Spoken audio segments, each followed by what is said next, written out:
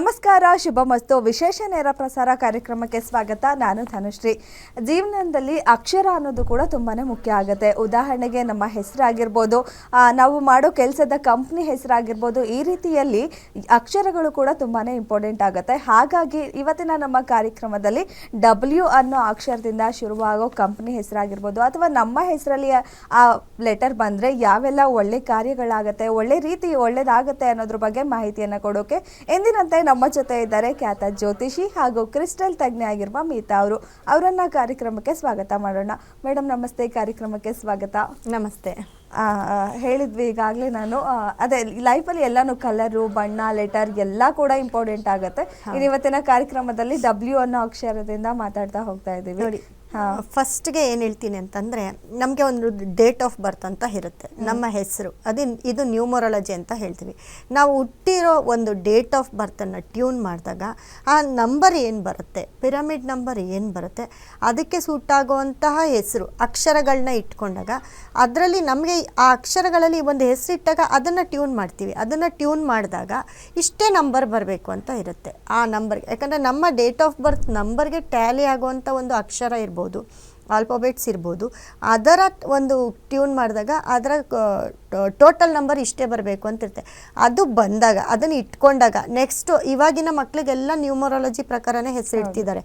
ಯಾರೂ ಹುಟ್ಟಿದ ತಕ್ಷಣ ಟೈಮು ಇದು ಓಕೆ, ಜಾತಕ ಓಕೆ, ಆದರೆ ರಾಶಿಗಳ ಒಂದು ಹೆಸರು ಯಾರೂ ಇಡ್ತಾ ಇಲ್ಲ. ರಾಶಿಗಳಲ್ಲಿ ಬರೋ ಹೆಸರು ಇಟ್ಕೊಂಡಾಗ ನಮಗೆ ಮಿಸ್ ಹೊಡೆಯುತ್ತೆ. ನಮ್ಮ ಒಂದು ಡೇಟ್ ಆಫ್ ಬರ್ತ್ಗೆ ಆ ಹೆಸರಾಗಿರ್ಬೋದು, ಆಲ್ಫಾಬೆಟ್ಸ್ ಆಗಿರ್ಬೋದು, ಅದು ಟ್ಯೂನ್ ಆಗಲ್ಲ. ಹಾಗಾಗಿ ಈ ಒಂದು ನಮ್ಮ ಡೇಟ್ ಆಫ್ ಬರ್ತ್ ಟ್ಯೂನ್ ಮಾಡಿದಾಗ ಬರುವಂಥ ನಂಬರ್ಗೆ ನಮ್ಮ ನೇಮ್ ನಂಬರ್ನ ಸೆಲೆಕ್ಟ್ ಮಾಡ್ಕೊಳ್ಬೇಕಾಗತ್ತೆ. ಹೀಗೆ ಇಟ್ಕೊಂಡಾಗ ಅವರ ಒಂದು ಸಕ್ಸಸ್, ಇವಾಗ ಚಿಕ್ಕ ಮಕ್ಕಳಿಗೆ ಈ ಥರ ಇಟ್ಟಾಗ ಆ ಹೆಸರಲ್ಲಿ ಕೂಡ ಅವರು ಸಕ್ಸಸ್ನ ನೋಡ್ತಾ ಹೋಗ್ತಾರೆ. ಇವಾಗ ಸುಮಾರು ಹೆಸರುಗಳಲ್ಲಿ ಸಕ್ಸಸ್ ಇರುತ್ತೆ. ಹಾಗೆ ಕೆಲವೊಂದು ಆಲ್ಫಾಬೆಟ್ಸ್ ಹೇಳ್ತೀನಿ ಮುಖ್ಯವಾಗಿ. ನೋಡಿ, ಇವಾಗ ಡಬ್ಲ್ಯೂ ಅನ್ನೋದು ತುಂಬ ರೇರು, ಯಾರೂ ಈ ಅಕ್ಷರನ ಇಟ್ಕೊಳ್ಳಲ್ಲ ಡಬ್ಲ್ಯೂ ಅನ್ನೋದ್ರಲ್ಲಿ. ಆದರೆ ಅದಕ್ಕಿರೋ ಒಂದು ತಾಕತ್ತು, ಪವರ್ ಏನಿದೆ ಗೊತ್ತಾ?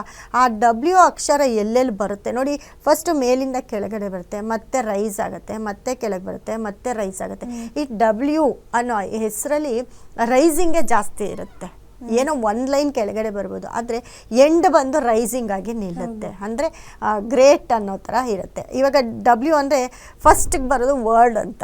ವರ್ಡ್ ಅನ್ನೋದು ಎಲ್ಲ ಕಡೆ ನಾವು ಉಪಯೋಗಿಸ್ತೀವಿ. ವರ್ಡ್ ಅನ್ನೋದು ಗೊತ್ತಲ್ಲ, ನಮ್ಮ ಒಂದು ಪ್ರಪಂಚನೇ ಆ ಒಂದು ಡಬ್ಲ್ಯೂ ಅನ್ನೋ ಹೆಸರಲ್ಲಿ ಸ್ಟಾರ್ಟ್ ಆಗುತ್ತೆ. ಹಾಗೆ ಈ WWF ಅಂತ ಒಂದು ಇದು ಬರ್ತಾ ಇದೆ. ಅದು ಎಷ್ಟು ಬ್ರ್ಯಾಂಡ್ ಅಂದರೆ, ಸುಮಾರು ನಮ್ಮ ಒಂದು ದೇಶಕ್ಕಿಂತ ನಮ್ಮ ಅಂತಾರಾಷ್ಟ್ರೀಯ ದೇಶಗಳಲ್ಲೆಲ್ಲನೂ ಈ ಡಬ್ಲ್ಯೂ ಅನ್ನೋ ಹೆಸರು, ಇಂಗ್ಲಿಷ್ ಅವರೆಲ್ಲ ತುಂಬ ಈ ಒಂದು ಆಲ್ಫಾಬೆಟ್ಸಲ್ಲಿ ಹೆಸರನ್ನ ಇಟ್ಕೊಂಡಿರ್ತಾರೆ. ಇವರೆಲ್ಲರೂ ತುಂಬ ರಿಚ್ ಆಗಿರ್ತಾರೆ, ತುಂಬ ರಿಚ್ಚು. ಮತ್ತು ದೊಡ್ಡ ದೊಡ್ಡ ಕಂಪ್ನಿಗಳು ಕೂಡ ನಡೆಸ್ತಾ ಇರ್ತಾರೆ. ಆ ಕಂಪ್ನಿನಲ್ಲಿ ಕೂಡ ಈ ಒಂದು ಆಲ್ಫಾಬೆಟ್ಟು ಪಾಸ್ ಆಗಿರುತ್ತೆ, ಡಬ್ಲ್ಯೂ ಅನ್ನೋದು. ಇವತ್ತು ಅದ್ರ ಬಗ್ಗೆನೇ ಮಾತಾಡ್ತೀನಿ. ಡಬ್ಲ್ಯೂ ಅಂದರೆ ಇವಾಗ ನೋಡಿ, ಇಲ್ಲಿ ನಾರ್ಮಲಾಗಿ ವರ್ಲ್ಫೂಲ್ ಇರ್ಬೋದು, ಅದು ತುಂಬ ಹಳೆಯ ಒಂದು ಕಂಪನಿ, ಅದು ತುಂಬ ಇವತ್ತಿನವರೆಗೂ ಅದರ ಒಂದು ಇದು ಓಡ್ತಾನೆ ಇದೆ. ಹಾಗೆ ವೆಲ್ನೆಸ್ ಸೆಂಟರ್ ಅಂತ ಮಾಡ್ತಾರೆ, ಅದರಲ್ಲಿ ತುಂಬ ಜನ ಅದರಲ್ಲಿ ಇದು ಮಾಡ್ತಾರೆ. ಮತ್ತು ವಿಪ್ರೋ ಇರ್ಬೋದು, ಅದು ಒಂದು ಕಂಪ್ನಿ ಕೂಡ ಆಗಿರುತ್ತೆ.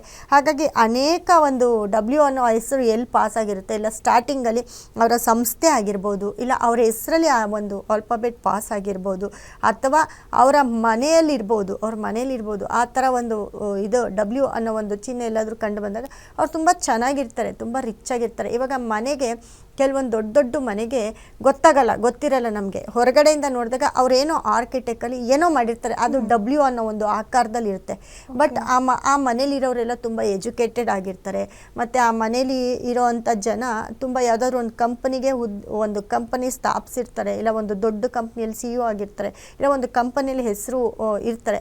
ಆ ಒಂದು ಅಕ್ಷರ ಆ ಮನೆ ಮೇಲೆ ಹಿಂಗೆ ಬಂದು ಹೋಗಿರುತ್ತೆ. ಅದು ಗೊತ್ತಿಲ್ದಿರೇ ಒಂದು ಡಿಸೈನ್ ಅಂತ ಮಾಡಿಸಿರ್ತಾರೆ, ಅದು ಕೂಡ ಪಾಸಿಟಿವ್ ಆಗುತ್ತೆ ಅಂತ ಹೇಳ್ತೀನಿ. ಹಾಗೆ ಡಬ್ಲ್ಯೂ ಅಂತ ಬಂದಾಗ ನೋಡಿ, ಅದ್ರ ಪಕ್ಕ ಅದರ ಜೊತೆಗೆ K ಮತ್ತು R ಮತ್ತು P ಈ ಅಕ್ಷರಗಳು ಪಾಸ್ ಆದಾಗ ಅಂದರೆ ಡಬ್ಲ್ಯೂ ಜೊತೆಗೆ ಯಾವುದಾದ್ರೂ ಒಂದು ಒಂದು word ಅಲ್ಲಿ ವರ್ಡಲ್ಲಿ ಆ ಪದ ಕೆ ಡಬ್ಲ್ಯೂ ಪಕ್ಕ ಕೆ ಬರ್ಬೋದು ಅಥವಾ ಆರ್ ಬರ್ಬೋದು ಮತ್ತು ಪಿ ಬರ್ಬೋದು. ಆ ಅಕ್ಷರದ ಪಕ್ಕ ಈ ಅಕ್ಷರಗಳು ಬಂದಾಗ, ಕೆ ಬಂದಾಗ, ಆರ್ ಬಂದಾಗ, ಪಿ ಬಂದಾಗ ತುಂಬ ರಾಜಯೋಗನ ತಂದುಕೊಡುತ್ತೆ. ಇದು ಕೆಲವೊಂದು ಸತಿ ಇದು ಟ್ಯೂನ್ ಮಾಡಿದಿರ, ಇವಾಗೆಲ್ಲ ಟ್ಯೂನ್ ಮಾಡಿಕೊಡ್ತಾ ಇದ್ದೀವಿ ನಾವು. ಮುಂಚೆ ಟ್ಯೂನ್ ಇಲ್ದಿರನೇ ಇದನ್ನ ಇಟ್ಕೊಂಡಿರ್ತಾರೆ, ಯಾಕಂದರೆ ಅವೆಲ್ಲ ತುಂಬ ಡೆವಲಪ್ ಆಗಿರುತ್ತೆ. ಇವಾಗ ನನ್ನ ಪ್ರಕಾರ ನಾನು ಹೇಳಿದೆ ವಿಪ್ರೋ ಇರ್ಬೋದು, ಅದೆಷ್ಟು ಫೇಮಸ್ ಒಂದು ಇದಾಗಿರುತ್ತೆ. ಹಾಗಾಗಿ ಈ ಒಂದು ಅಕ್ಷರದ ಒಂದೊಂದು ಅಕ್ಷರದ ಪಕ್ಕ ಒಂದೊಂದು ಆಲ್ಫಾಬೆಟ್ಸ್ ಬಂದಾಗ ಅದು ತುಂಬ ಅದಕ್ಕೆ ಒಂದು ಸ್ಟ್ರಾಂಗ್ ಆಗುತ್ತೆ, ಆ ಒಂದು ಹೆಸರು ಸ್ಟ್ರಾಂಗ್ ಆಗ್ತಾ ಹೋಗುತ್ತೆ, ಅದಕ್ಕೆ ಪವರ್ಫುಲ್ ಆಗುತ್ತೆ ಮತ್ತು ತುಂಬ ಸಕ್ಸಸ್ನ ಕೂಡ ನೋಡ್ತಾರೆ. ಮತ್ತು ಎನ್ ಇರ್ಬೋದು, ಡಬ್ಲ್ಯೂ ಪಕ್ಕ ಎನ್ ಇರ್ಬೋದು, ಎಕ್ಸ್ ಇರ್ಬೋದು, ಅಥವಾ ಹೆಚ್, ಆರು, ಕೆ, ಪಿ ಈ ಅಕ್ಷರಗಳು ಡಬ್ಲ್ಯೂ ಪಕ್ಕ ಬಂದಾಗ ಅದು ಒಂದು ಸೆಂಟೆನ್ಸ್ ಆದಾಗ ಅಲ್ಲಿ ಒಂದು ಕಂಪ್ನಿ ಹೆಸರಿರ್ಬೋದು, ಒಂದು ಮನೆ ಹೆಸರಿರ್ಬೋದು, ಅಥವಾ ಒಂದು ವ್ಯಕ್ತಿಯ ಹೆಸರಿರ್ಬೋದು. ಅವರು ತುಂಬ ಗ್ರೇಟ್ ಆಗಿರ್ತಾರೆ, ತುಂಬ ಪ್ರಪಂಚಕ್ಕೆ ಕಾಣಿಸ್ಕೊಳ್ಳೋವಂಥ ಒಂದು ವ್ಯಕ್ತಿ ಆಗಿರ್ತಾರೆ, ಇಲ್ಲ ಅವರು ಒಂದು ಸಂಸ್ಥೆ ಆಗಿರ್ಬೋದು, ಏನೇ ಆಗಿರ್ಬೋದು, ತುಂಬ ಒಳ್ಳೆಯ ಒಂದು ದುಡ್ಡು ಶ್ರೀಮಂತರ ಒಂದು ಇದು ಎದ್ದು ಕಾಣ್ತಾ ಇರುತ್ತೆ ಅವರಲ್ಲಿ. ಅಂದರೆ ಅತಿ ಬೇಗ ಶ್ರೀಮಂತರು ಕೂಡ ಆಗ್ತಾರೆ, ಒಂದು ಜ್ಞಾನ, ಒಂದು ಚುರುಕುತನ ಎಲ್ಲ ಕೂಡ ಬರುತ್ತೆ ಅಂತ ಹೇಳ್ಬೋದು. ಹಾಗೆ ಇವಾಗ ಡಬ್ಲ್ಯೂ ಪಕ್ಕ ಎ ಪಾಸ್ ಆಗಿರುತ್ತೆ. ಎ ಅನ್ನೋದು 2 ಸತಿ ಪಾಸ್ ಆಗಿರ್ಬೋದು ಅಥವಾ 1 ಸತಿ ಪಾಸ್ ಆಗಿರ್ಬೋದು. ಆ ಡಬ್ಲ್ಯೂ ಅನ್ನೋ ಅಕ್ಷರದ ಪಕ್ಕ ಎ ಪಾಸ್ ಆದಾಗ ಕಾನೂನಲ್ಲಿ ಪ್ರಾಬ್ಲಮ್ ಜಾಸ್ತಿ ಆಗ್ತಾ ಹೋಗುತ್ತೆ. ಅಂದರೆ ಕೋರ್ಟು ಕಚೇರಿ ಏನೋ ಒಂದೊಂದು ಸಮಸ್ಯೆ ಬರ್ತಾ ಇರುತ್ತೆ, ಕಂಪ್ಲೇಂಟು, ಇಲ್ಲ ಒಂದು ಕಂಪ್ನಿನ ಬ್ಯಾನ್ ಮಾಡೋದಾಗಲಿ, ಈ ಥರ ಒಂದು ಸಮಸ್ಯೆಗಳು ಬರ್ತಾ ಇರುತ್ತೆ. ಹಾಗಾಗಿ ಡಬ್ಲ್ಯೂ ಪಕ್ಕ ಎ ಅನ್ನೋ ಅಕ್ಷರ ಅತಿ ಹೆಚ್ಚು ಪಾಸ್ ಪಕ್ಕ ಇದ್ದಾಗ ಈ ಥರ ಪ್ರಾಬ್ಲಮ್ ಆಗ್ತಾ ಇರುತ್ತೆ.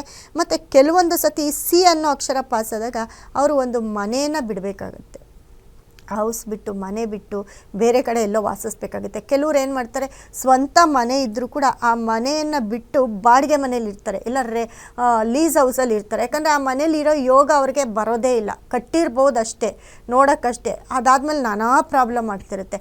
ಅದಕ್ಕೆ ಕಾರಣ ಕೂಡ ಈ ಒಂದು ಅಕ್ಷರನೂ ಆಗಿರ್ಬೋದು. ಅಂದರೆ ಡಬ್ಲ್ಯೂ ಎಷ್ಟು ನಮಗೆ ಗ್ರೋತೋ ಅದೇ ಥರ ಅದ್ರ ಪಕ್ಕ ಬರೋವಂಥ ಒಂದು ಸಣ್ಣ ಸಣ್ಣ ಒಂದು ಅಕ್ಷರಗಳು ಕೂಡ ನಮ್ಮನ್ನು ಕೆಲವೊಂದು ಇನ್ಸಿಡೆಂಟ್ಗೆ ಕರ್ಕೊಂಡೋಗುತ್ತೆ. ಮತ್ತು ಡಿ ಏನಾದರೂ ಪಾಸ್ ಆದರೆ, ಡಬ್ಲ್ಯೂ ಪಕ್ಕ ಡಿ ಅನ್ನೋದು ಪಾಸ್ ಆದಾಗ ಮಾತು ಬಿಟ್ಬಿಡ್ತಾರೆ, ತುಂಬ ಜನದ ಜೊತೆ ಅವ್ರು ಮಾತು ಬಿಟ್ಬಿಡ್ತಾರೆ. ಎಮ್ ಅನ್ನೋದು ಡಬ್ಲ್ಯೂ ಪಕ್ಕ ಪಾಸ್ ಆದಾಗ ಒಂದು ಕಂಪನಿಯನ್ನು ಬಿಟ್ಟು ಈಚೆ ಹೋಗೋದಾಗಲಿ, ಆ ಥರ ಒಂದು ಪ್ರಾಬ್ಲಮ್ಮು ನಡೀತಾ ಇರುತ್ತೆ. ಅದೇ ರೀತಿ ಡಬ್ಲ್ಯೂ ಪಕ್ಕ ಎಮ್ ಪಾಸ್ ಆದಾಗ ಒಂದು ಕಂಪನಿ ನಡೆಸ್ತಿರ್ತಾರೆ, ಇಲ್ಲ ಆ ಕಂಪನಿ ಕೆಲ್ಸಕ್ಕೆ ಹೋಗಿ ಅದಕ್ಕೆ ಓನರ್ ಆಗ್ಬೋದು, ಅಥವಾ ಆ ಕಂಪನಿಯಲ್ಲಿ ನೋಡಿಕೊಂಡು ಅದೇ ಥರ ಒಂದು ಅದಕ್ಕಿಂತ ಡಬಲ್ ಆಗಿರೋಂಥ ಒಂದು ಕಂಪನಿ ಕಟ್ಬೋದು. ಈ ಥರ ಡಬ್ಲ್ಯೂ ಪಕ್ಕ ಎಮ್ ಪಾಸ್ ಆದಾಗ ಆ ಥರ ಒಂದು ಸಿಚುವೇಶನ್ ಆಗುತ್ತೆ. ಇಲ್ಲ ಅಲ್ಲಿ ಕೆಲ್ಸಕ್ಕೆ ಹೋಗಿ ಅವರ ಒಂದು ಬಾಸ್ನೇ ಮದುವೆ ಆಗ್ಬೋದು, ಏನೇ ಆಗಲಿ ಆ ಹೋಗಿರೋ ಜಾಗಕ್ಕೆ ಓನರ್ ಆಗಿಬಿಡ್ತಾರೆ ಅಂತ ಹೇಳುತ್ತೆ ಡಬ್ಲ್ಯೂ ಪಕ್ಕ ಎಮ್ ಪಾಸ್ ಆದಾಗ. ಅದೇ ಝೆಡ್ ಕೂಡ ಅಷ್ಟೇ, ಅವ್ರು ತುಂಬ ಸಾಧಕರಾಗಿರ್ತಾರೆ, ಏನಾದರೂ ಒಂದು ಸಾಧಿಸ್ತಾರೆ. ತುಂಬ ನಾವು ಹೇಳಿದೆ, ನಾನಿವಾಗ ತುಂಬ ಹೊರದೇಶಗಳಲ್ಲಿ ಈ ಡಬ್ಲ್ಯೂ ಅನ್ನೋ ಪದನ ತುಂಬ ಉಪಯೋಗಿಸ್ತಾರೆ ಅವರ ಹೆಸರಲ್ಲಿ, ಅವರ ಒಂದು ಕಂಪ್ನಿಯಲ್ಲಿ ಹೆಸರನ್ನ ತುಂಬ ಉಪಯೋಗಿಸ್ತಾರೆ ಈ ಅಕ್ಷರನ. ಹಾಗೆ ಪಿ ಅನ್ನೋದು ನಮ್ಮ ಒಂದು ಇದಕ್ಕೆ ಬಂದಾಗ ಡಬ್ಲ್ಯೂ ಪಕ್ಕ ಪಿ ಅನ್ನೋ ಅಕ್ಷರ ಪಾಸ್ ಆದಾಗ ಎಲ್ಲೋ ಒಂದು ಕಡೆ ಅವರು ತುಂಬ ಸೈಲೆಂಟ್ ಆಗ್ತಾರೆ, ಇಲ್ಲ ಸನ್ಯಾಸತ್ವಕ್ಕೆ ಹೋಗ್ತಾರೆ, ನನಗೇನೂ ಬೇಡ ಅಂತಾರೆ, ಯಾವ ಕೆಲಸದ ಮೇಲೂ ಇಂಟ್ರೆಸ್ಟ್ ಇರೋದಿಲ್ಲ, ಸುಮ್ಮನೆ ಮನೇಲಿ ಕೂತಿರೋದು, ಹೊರಗಡೆ ಹೋದರೆ ಹೊರಗಡೆನೇ ಕೂತಿರೋದು, ಎಲ್ಲಾದರೂ ಒಂದು ಕಡೆ ಹೋದರೆ ಯಾರ ಜೊತೆನೂ ಮಾತಾಡೋಕ್ಕೆ ಇಷ್ಟಪಡದೇ ಇರೋದು,